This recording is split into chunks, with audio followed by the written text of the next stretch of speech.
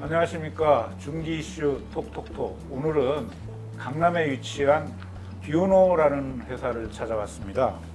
뷰노의 김현준 대표님과 AI를 기반으로 한 의료 정보 솔루션 내지는 의료 진단 솔루션을 개발해서 서비스하는 그런 뷰노라는 회사의 김현준 대표님과 이야기를 나눠보도록 하겠습니다.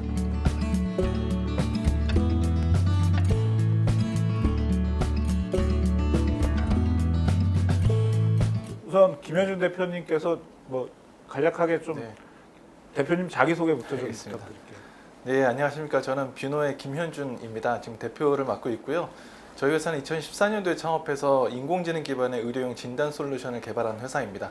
지금 7년 차 있고요. 우리나라에서 많은 제품들을 선도적으로 지금 개발, 상용화하고 있는 회사입니다. 제가 사실은 여기 이 뷰노에 오면서 특히 의료기기 분야에서 뭔가 혁신적인 기술을 개발하고 있고 새로운 비즈니스 모델을 추구하는 회사라고 들어서 상당히 기대를 많이 하고 왔어요. 그러니까 좀 가슴이 설레이기도 하고. 왜냐하면 우리나라의 벤처 1세대 중에 가장 대표적인 분 중에 한 분이 메디슨의 이민화 회장, 작년에 돌아가셨죠. 갑작스럽게 돌아가셨는데 그분하고 제가 굉장히 좀 오랫동안 교류를 했거든요. 근데 그 회사가 1985년에 창업을 했죠. 근데 그때 처음 만든 게 바로 뭐냐면 초음파 진단기라고 하는 의료기기였거든요. 그러면은 30년 후에, 맞습니다. 그죠? 그러니까 결국은 한 세대가 지나서 새로운 벤처기업이 의료기기 분야에 창업을 했는데 그 뷰노라는 회사는 이제 인공지능을 가지고 나온 거죠. 네. 그래서 어떻게 보면 이제 의료기기의 또 다른 의료기기 분야에서 메디슨 이후에 또 다른 아주 성공적인 글로벌하게 성공할 수 있는 그런 벤처 기업을 볼 수 있지 않을까 하는 그런 기대감을 가지고 왔습니다. 네, 감사합니다. 뷰노가 보유하고 있는 어떤 핵심 기술에 대해서 좀 간단하게 설명을 좀 해주시면. 네, 아까도 언급해 주셨다시피 사실 이민하 회장님 1세대, 의료기기 1세대이자 벤처 1세대인데요. 그분들은 이제 전통적으로 이제 하드웨어 기반의 의료기기를 우리나라에 만들어서 산업을 일구셨던 되게 이제 선구자이시고요. 그런 것들이 초석이 돼서 지금 우리나라뿐만 아니라 전 세계적으로는 하드웨어에서 이제 소프트웨어로 넘어가는 시점입니다. 그게 의료기기도 똑같아서요. 과거에 이제 하드웨어 기반의 의료기기들은 이미 시장도 많이 석권을 했고 시장도 많이 이제 포화 상태인데 그 기기들을 가지고 소프트웨어만 업그레이드해서 전혀 새로운 일들을 이제 해줄 수 있는 게 지금 나오고 있는 기술들이거든요. 그러니까 소위 인공지능이라는 기술을 통해서 영상을 획득한 걸 가지고 AI가 학습하면 의사 선생님이 하던 진단의 영역을 이제 소프트웨어가 해주는 겁니다. 그래서 저희가 이제 그런 것들을 개발하고 있는 또 한편으로는 소프트웨어 AI 기반의 1세대 회사이기도 하고요. 이런 회사, 저희 같은 회사들이 지금 이제 많이 나오고 있는데요. 저희가 기본적으로 다 소프트웨어 회사입니다. 그래서 다양한 소프트웨어를 만들고 엑스레이나 CT나 MRI 같은 영상을 잘 분석해서 의료 현장에서 도와줄 수 있는 그런 다양한 솔루션을 지금 개발하고 있습니다. 이민화 회장이 만들었던 메디슨 같은 회사들이 열심히 고해상도의 초음파 진단 영상 기록을 획득하는 데 집중을 했다면 네. 그 획득된 영상을 기반으로 해서 이 사람이 병이 있는지 없는지를 판단하는 그런 네. 서비스를 하는 거죠. 네, 정확한 말씀이시고요. 그러니까 정확한 표현하셨는데 그 1세대 이제 선배 기업들이 영상 획득하는 일에 관여하는 기기를 만들어 이제 산업을 일구셨으면 그 기기들이 벌써 한 세대 동안 엄청나게 데이터를 만들어 놓고 축적해 놓은 거예요. 그게 옛날에는 필름이나 이런 쪽으로 있었지만 이미 한 1999년 정도부터는 다 디지털라이즈가 됐습니다. 그러니까 그렇죠. 초창기부터는 필름을 쓰고 했기 때문에 처음부터 디지털라이즈 돼 있었던 건 아니고요.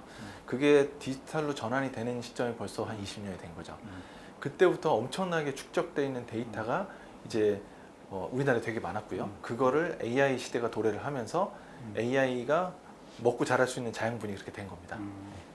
제가 사실은 한 달 전인가요? 두 달 전쯤에 그 종합 검진을 받았어요. 여기 그 우리 또 중소기업 연구원에서는 종합 검진을 이번에 하면서 뭐 아주 다양한 검사를 다 할 수 있게 지원을 기관에서 해서 그래서 평소에 못하던 검사를 했는데 특히 이 갑상선의 초음파 이거 잘 안 하는데 아무튼 포함을 해서 했어요. 근데 그 건강 검진한 그 병원에서 좀 결절이라고 하나요? 그 이런 그 이게 보인다고 가서 큰 병원에 가서 전문 병원에 가서 검사를 해라 하면서 그 영상 정보를 데이터를 주더라고요.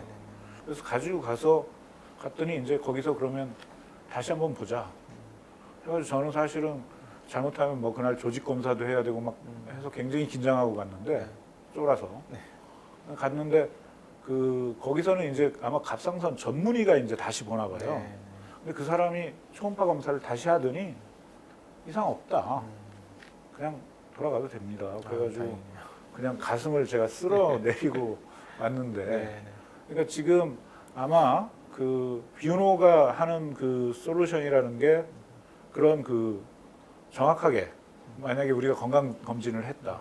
그러면 그 거기서 나오는 영상 정보를 기반으로 해서 이게 정말 문제가 있는 건지 이런 거를 전문적으로 판단하는 맞습니다. 그런 솔루션인가요? 네, 보통 건강검진을 우리가 1년에 한 번씩 받으면요. 사실은 건강검진센터는 대부분의 90% 정도의 환자는 정상인들이 와요. 그러다 보니까 환자분이 굉장히 편향이 돼 있고 그러다 보니까 그쪽에서 일하시는 의사 선생님들도 워낙에 또 일감이 많아요. 환자가 많다 보니까 그런 것들을 의뢰 정상이겠지라는 생각 가지고 보시는 경우들이 많이 있습니다. 그리고 실제로 환자가 많고 또 연말 되면 맨날 이제 건강검진 환자가 넘쳐나거든요. 그래서 그런 관점에서 조기에 어떤 발견할 수 있는 그 노즐 같은 거, 결절을 노즐이라고 하는데요. 그런 걸 놓칠 수가 있어요. 초기 같은 경우는 놓칠 수가 있거든요. 예를 들면 그런 것들을 AI 소프트웨어가 옆에서 보조를 한다면 의사 선생님이 깜빡하거나 뭐 피로해서 놓칠 수 있는 부분들도 얘가 잡아줄 수 있는 거고, 얘가 이제 단독적으로 진단을 다 해주지 못하고요. 어차피 의사 선생님의 의사결정을 보조해주는 기기거든요. 그런 관점에서는 의사 보조를 한 명 둔다라는 개념으로 볼 수 있을 것 같습니다.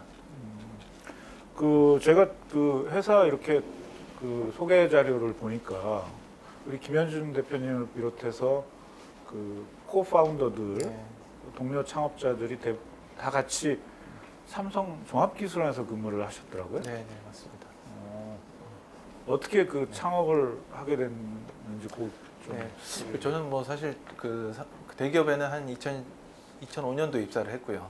한 10년 정도 근무를 했었는데 이제 저희가 이제 연구소다 보니까 사실은 이제 뭐 연구소는 욕을 많이 먹습니다. 생산적인 일을 못 한다고 그래서 보통 연구만 하니까요. 그러다 보니까 그 딥러닝이라는 기술을 저희가 굉장히 일찍 접했어요. 그 연구소 자체가. 그래서 우리나라에 뭐 알파고 터지고 이러면서 전후로 해서 뭐 딥러닝 굉장히 떴지만 사실은 저희는 국내에서 그 AI 딥러닝 기술을 거의 첫 번째로 이제 접했던 팀이고요. 그래서 그 기술을 가지고 저희가 대략 그때가 언제쯤?